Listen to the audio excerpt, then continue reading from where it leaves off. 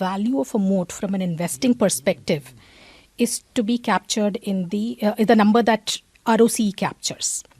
Right? So to the extent that a new competitor is coming and taking away market share from you, it is going to dent you financially.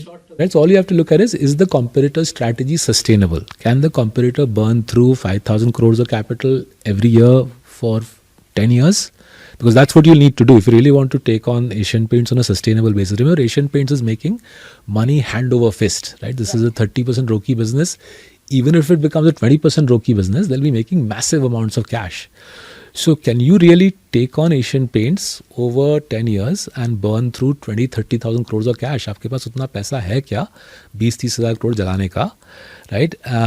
And therefore, if the competitor simply is making a short-term foray, creating a lot of awaaz, lot of media publicity, discounting, lot of media publicity and giving generous margins to the dealer, so you as an incumbent should say, let me step back, drop my operating margin for a couple of years, be nicer to the dealer for a couple of years, and make it harder.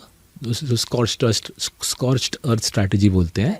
Make it harder for the incumbent, because I don't have any problem with cash. I've got deep reserves, so I'll just step back on my margin, let the dealer make a little bit more money, and make it very difficult for the opposition to build a profitable business. Right? It's been done in many industries in India. And I doubt paint will be an exception, right? So Asian Paints, as I said, has I think 3-4% market share loss hua hai. But the bigger issue hitting the numbers is the cyclical downturn. I don't think the new entrants are that big an issue. After all, remember, one of the entrants went off and bought a conventional paint manufacturer. If the new entrants were so capable of challenging the incumbents, why would they spend billions of dollars buying a conventional paint manufacturer? True enough, but one point, if I were the devil's advocate here, Asian Paints ROCE may be more than upwards of 35%. I don't know what it is exactly for last year, but definitely significantly higher. So a new entrant who is coming in, for them, the benchmark is not 35%. You don't need to make a ROCE of 35%. You are happy to do 15%. If they can make money, it will be a triumph for them. But they're a million miles from making money. So isn't there enough headroom? You have a 20-30% return. Make money in paint, no? Which is why it's a consolidated industry.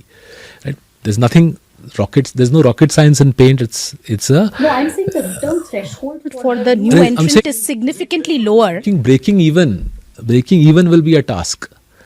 I agree with you. Return threshold will be lower. I agree. Right? Maniye 15%. But just generating. Sort of do this for a few years. How will you make money? I mean, how if you're giving the. Why do you say that? So here, I'll do the maths again, right? If you give the dealer 12 rupees, 15 rupees a litre, right? In order to make it remunerative for him to hold your paint, remember your inventory is slower moving. Your inventory is slower moving. You're giving the dealer a bigger margin, so the dealer is incented to hold your paint. Now, back in the ranch, you now have to, if it's far smaller scale than Asian Paints, your scale is 1/20th of Asian Paints. At far smaller scale, having given the dealer away 4x the margin, you now have to turn a profit on an industry where you've put up 5 factories. So if you do the math on that, it's highly unlikely you'll be able to turn a profit in the next 2 to 3 years. In those 2 to 3 years, if you burn through anywhere between 20 to 30,000 crores, if you have the money, as I said, well, good for you, you have the money to last the 2 to 3 years. But my reasoning is at some stage, as people have found before, Sherwin-Williams, remember, entered in 2006, burned through $1 billion plus in 4 years and left in 2010. I think they sold to Berger Paints. When they sold Mahalakshmi, they were not making any money. Forget making money, they're barely making any revenue. Right? So I suspect here we'll see a repeat of that.